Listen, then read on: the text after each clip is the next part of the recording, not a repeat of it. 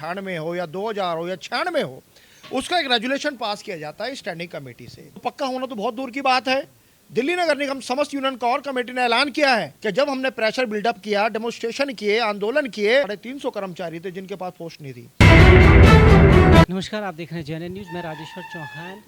नगर निगम किसी भी प्रदेश की रीढ़ की हड्डी होता है और जब कर्मचारी परेशान हो तो उनकी आस यूनियन से होती है और यूनियन अगर चाहे तो कर्मचारियों के हित कभी भी ख़राब नहीं हो सकते। यूनियन का बेसिकली काम है जो अधिकारी बेलगाम हो जाते हैं उन पे लगाम लगाना और उनको ये सिखाना कि आप क्या अच्छा कर रहे हैं, क्या गलत। और आज कोर कमेटी के मेंबर हमारे साथ राजकुमार धिगान जी हैं।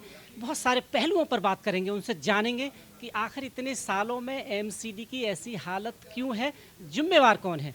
धिगान साहब, बहुत बहुत स्वागत है आपका। जी, धन्यवाद आपके चैनल का, और इसलिए भी आपका बहुत बहुत धन्यवाद कि आप गरीबों की, मजलूमों की, दलितों की आवाज़ को बुलंद करते हैं, और ख़ासकर म्यूनसिपल कॉरपोरेशन ऑफ दिल्ली में।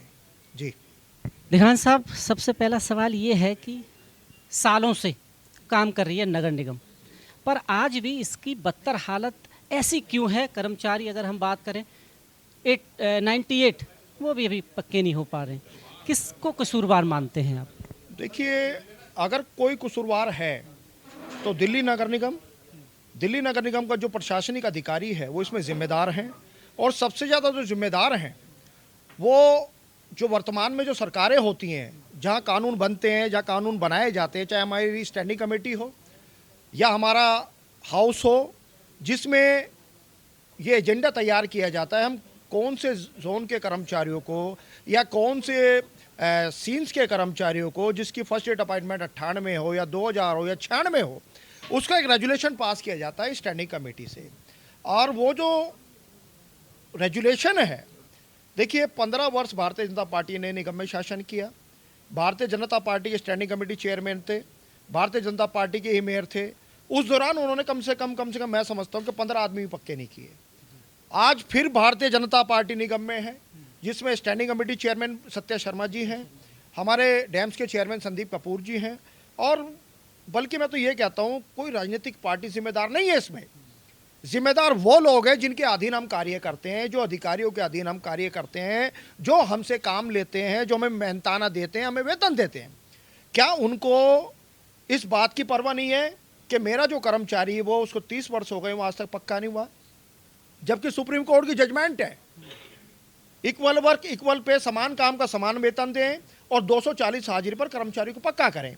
जब ये कॉरपोरेशन के अधिकारी कानून को नहीं मानते हैं, सुप्रीम कोर्ट को नहीं मानते हैं, और ये कहते हैं कि corporation is the autonomous body, ये एक लोकल बॉडी है जो अपने कानून बनाती है, अपने कानून का पालन करती है, तो मैं समझता हूँ हमारे देश की जो न्यायपालिका है, जिसे हम सर्वोच्च न्यायालय भी कहते हैं, और जब उसकी बातों पर ये कॉरपोरेशन ध्यान नहीं देता है तो फिर किसकी बातों पर ध्यान देगा। धिगान साहब, आपने सत्या शर्मा की बात की। सत्या शर्मा ने अभी बजट पेश किया, उसमें 2016 तक के कर्मचारियों को पक्का करने का प्रावधान बताया जी। अब जब पूछा गया कैसे होंगे, कैसे करेंगे, फंड कहाँ से आएगा, तो वो सब चीज़ें गोलमोल हो गई। क्या लगता है कि राजनीतिक जो भाषण होते हैं वो इम्प्लीमेंट नहीं होते, या वो सिर्फ वोट बैंक की राजनीति है कि एक ऐसा भाषण दे दो, एक ऐसा लॉलीपॉप दिखा दो कि जनता इसके सहारे समय काट ले? राजेश्वर जी, देखिए, ये एक राजनीतिक स्टंट है, ये वोटों की राजनीति है, किस प्रकार से वोटर्स को लुभाना है। मैं आपको एक बात बताना चाहता हूं, जब सन 2025 अक्टूबर में एक रेजुलेशन पास हुआ और कोर कमेटी ने उसमें आंदोलन किया, उसके पश्चात ये रेजुलेशन पास हुआ। आपको मालूम है, हमने 15 अक्टूबर सन 2025 को सिविक सेंटर गेट नंबर 5 पर आंदोलन किया, और हमने उसमें ऐलान किया हम अनिश्चितकालीन धरना करेंगे, यदि हमारी मांगों को नहीं माना गया तो हम स्लो टूल डाउन स्ट्राइक करेंगे। उसके प्रभाव में आके तमाम मैनेजमेंट ने एक ऑर्डर पास किया, जिसमें कंपेशनेट ग्राउंड यानी करोड़ों आधार पर सन 2015 और द फेज मैनर पॉलिसी, उसमें 2000 से 2002 तक के आदेश हुए। अभी तक 12 के 12 जोन में उनकी सूची भी पेश नहीं की गई। हेडक्वार्टर में जब तक आप उनके सूची नहीं भिजवाएंगे कि कितने कर्मचारी प्रत्येक जोन में जो पक्के होने इस बैच के, तो पक्का होना तो बहुत दूर की बात है। दिल्ली नगर निगम समस्त यूनियन कोर कमेटी ने ऐलान किया है कि आने वाले 18 मार्च 2026 को सिविक सेंटर गेट नंबर 5 पर आंदोलन करेंगे और अनिश्चितकालीन धरना करेंगे, क्योंकि हमारी मजबूरी है। हमारे परिवार के लोग जिनको पक्का किया जाना चाहिए था वो आज तक पक्के नहीं हुए हैं। 30-30 वर्षों में जब कर्मचारी पक्का नहीं होगा तो त्राहिमाम है दिल्ली में। अगर स्टैंडिंग कमेटी चेयरमैन इस बात को कह रहे हैं 2016 तक के पक्के करेंगे, तो अक्टूबर सन 2025 में जो रेजुलेशन पास हुआ कि हम 2015 तक के कर्मचारियों को पक्का करेंगे जो कंपैशनेट ग्राउंड के हैं, तो 2016 का ये बजट कैसे पेश कर सकते हैं? ये कानून है। एक चीज़ और आ रही है, एमसीडी की बात करूं, जब निचले स्तर पर आपने कहा ना कि फाइलें ऊपर जाएंगी तभी पक्के होंगे, भ्रष्टाचार का बहुत बड़ा मामला है। क्योंकि मैंने पूछा डैम्स कमेटी के चेयरमैन साहब से जब इंटरव्यू कर रहा था, मैंने कहा एक चीज़ और बता दीजिए मुझे, क्या ऐसा कोई प्रावधान है कि डायरेक्ट फाइल आपके पास आ जाए लेके? क्या प्रावधान? उन्होंने बता दिया कि यहाँ जाएगी, ऐसा जाएगी, ये जाएगी, तो उसमें भ्रष्टाचार की जो कड़ियाँ हैं वो वहाँ तक फाइल ही नहीं जाने दे रही। इस पर आप कैसे लगाम लगाएंगे? क्योंकि आप एक सबसे बड़ी यूनियन है और यूनियन की तरफ जब लोग देखते हैं तो लगता है कि कुछ काम होगा, पर कहीं ना कहीं लाखों रुपए मांगे जा रहे हैं। मुझे लिखते हैं लोग, कॉल भी करते हैं। देखिए, दिल्ली नगर निगम समस्त यूनियन कोर कमेटी नाम का आंदोलन है और सन 2023 से अब तक हमने हजारों कर्मचारी पक्के कराए हैं और ये प्रत्यक्ष को प्रमाण की आवश्यकता नहीं है। आज दिल्ली का तमाम कर्मचारी जानता है कि हमारे आंदोलन की बदौलत आज ये कर्मचारी पक्के हो रहे हैं। ये हवाबाजी में नहीं हो रहा कुछ भी, या ये समझिए कि अधिकारियों की मंशा से नहीं हो रहा। ये प्रभाव है कोर कमेटी का कि जब हमने प्रेशर बिल्डअप किया, डेमोन्स्ट्रेशन किए, आंदोलन किए, तो उसके चलते आज कर्मचारी पक्का हो रहा है। यदि बात करें करप्शन की, तो हर सीट पर करप्शन है, चाहे एडमिनिस्ट्रेटिव ऑफिसर हो, चाहे एसएस हो, चाहे डिप्टी कमिश्नर हो, चाहे कोई भी अधिकारी हो। फाइल की शुरुआत कहाँ से है? फाइल की शुरुआत होती है वार्ड से। उनके जो इंस्पेक्टर हैं, एसआई हैं, जब तक वो रिकॉर्ड नहीं देंगे, जब तक वो वाउचर वेरीफाइड नहीं होंगे, रिकॉर्ड सेक्शन में कर्मचारी की फाइल जाती है। थोड़ा रोकना चाहता हूँ, ध्यान यहाँ लाना चाहता हूँ। आपने कहा ना कि इंस्पेक्टर एसआई, रिकॉर्ड नहीं मिलते लोगों के। कई बार ये कहते हैं कि रिकॉर्ड नहीं मिल रहे हैं, गैपिंग है, और जब कुछ दक्षिणा उन्हें चला दी जाती है, अगर रिकॉर्ड है ही नहीं तो फिर नहीं होगा ना, नहीं होना चाहिए। अगर कुछ दक्षिणा दे दो तो रिकॉर्ड कैसे बन जाते हैं फिर? देखिए कि ये टेरर है, भय बिन प्रीत नहीं है। जब तक गन्ना कोल्हू में नहीं जाता रस नहीं देता। उसी मानसिकता के चलते ये जितने भी सुपरवाइजर स्टाफ हैं, ये एक प्रेशर बिल्डअप करते हैं, कर्मचारी पर प्रभाव बनाते हैं कि आपका रिकॉर्ड नहीं मिल रहा, ताकि वो डरे, भयभीत हो। और जब वो सोचता है कि आज जो कर्मचारी पक्का हो रहा है और इस प्रकरण में सबसे पिछले पायदान पर मेरा कर्मचारी खड़ा है, तो वो क्या करता है कि फिर वो कहता है कि जो भी पैसे लगते हैं मैं देने के लिए तैयार हूँ। उसकी मजबूरी है। जो गरीब आदमी 30 साल से पक्का नहीं हुआ, जिसके बच्चे जवान है, जिसकी बेटी जवान है और जिसकी बेटी आज शादी के योग्य है, वो ये चाहता है किसी भी तरह से, किसी भी मंसूबे से, किसी भी तरीके से और पैसे देकर मैं पक्का होना चाहता हूँ। मैंने इसलिए आपको याद दिलाया, फिलहाल का एक मामला केशवपुरम का है। कॉल आया एक मुझे, उनका अब रिटायर होने वाले थे, बहुत कम टाइम था, 4 साल का गैप। अब आप देखिए, इत्तेफाक देखिए, इसमें बड़ा हंसी वाली बात है कि 4 साल के रिकॉर्ड में मैंने फ़ोन किया पर्सनली, जो रिकॉर्ड बना रहे थे अकाउंट और जो भी, जब मैंने बताया, परिचय दिया, तो आप यकीन मानिए 2 साल का रिकॉर्ड और मिल गया उनका।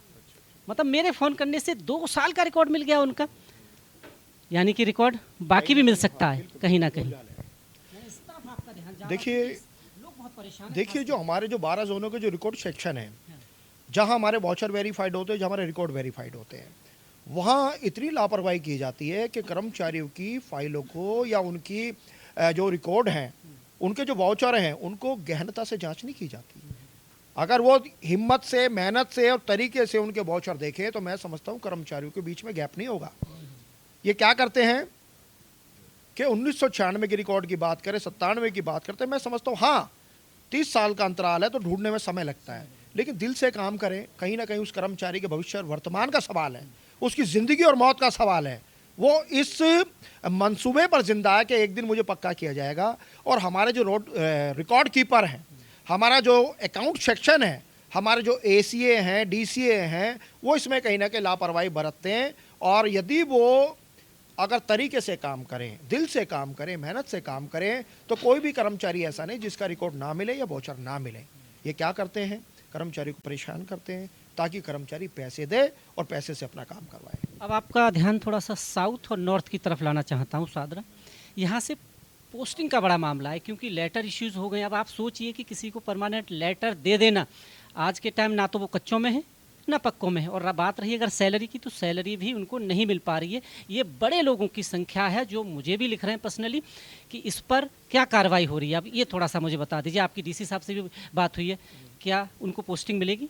देखिए, दिल्ली नगर निगम समस्त यूनियन कोर कमेटी प्रयासरत है और हम हर 3 दिन बाद 2 दिन बाद एडिशनल कमिश्नर से एडीसी से बराबर बात चल रही है, हमारी चर्चा चल रही है कि शाहदरा नॉर्थ में 7 महीने हो गए हैं, अभी तक भी कर्मचारियों को ज्वाइन नहीं कराया गया, क्योंकि जब पोस्ट नहीं है तो ज्वाइन कहाँ से कराएं। अभी कुछ वैकेंट हमारे पास पड़ी थी, जिसमें कर्मचारियों ने ज्वाइन किया है और उनकी अब तनख्वाह भी बनेगी। लेकिन सवाल ये नहीं है, सवाल सबसे बड़ा ये है, जब तक हमारे पास जोन में पोस्ट नहीं होगी तो हमारी जो रेगुलेशन की फाइलें वो हेडक्वार्टर कैसे जाएंगी। मैं ये कहना चाहता हूँ कि जब ये कर्मचारी जो 350 कर्मचारी थे जिनके पास पोस्ट नहीं थी, आज उनमें से 150-200 कर्मचारी पोस्ट ले चुके हैं, चाहे वो रिटायरमेंट पोस्ट थी या वैकेंट पोस्ट थी। मैं डिप्टी कमिश्नर मिश्रा जी से ये कहना चाहता हूँ, अब शाहदरा उत्तरी क्षेत्र के आला कमान हैं, डिप्टी कमिश्नर हैं, आपके पास जितनी फाइलें हैं रेगुलेशन की, आप हेडक्वार्टर भेजें उसको। कर्मचारी पक्का होगा तो एक दिन पोस्ट भी मिलेगी, ऐसा नहीं है, ज्वाइन भी करेगा। लेकिन जो फाइलें जोन में सबमिट हैं, अगर उसमें से किसी कर्मचारी की मृत्यु हो जाती है या किसी माता बहन की उसमें से डेथ हो जाती है, तो कर्मचारी कैसे पक्का होगा? वो तो वही रह गया जहाँ से वो चला था। कम से कम अगर कर्मचारी पक्का हो जाता है, बेशक उसको पोस्ट ना मिले, तो कम से कम उसके जो बच्चे हैं, उसका परिवार है, वो एरियर की मांग करता है। मैं याद दिलाना चाहता हूँ, दिघान साहब ने बात छेड़ी, तो आप देखिए पॉलिसी भी क्या अजीब है एमसीडी की।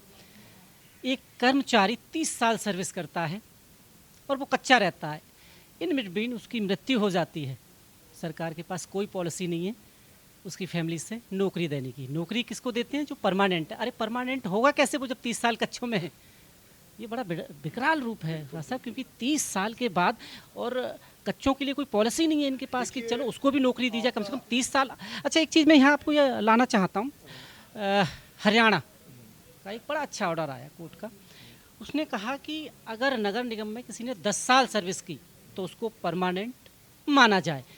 क्या ये दिल्ली में लागू कराने की कोशिश होगी? मैं पहले भी कह चुका हूँ, डीओपीटी की guideline, department and personal and training, इसमें इस बात का जिक्र है, यदि कोई कर्मचारी 240 दिन काम कर लेता है तो उसको नियमितीकरण किया जाना चाहिए।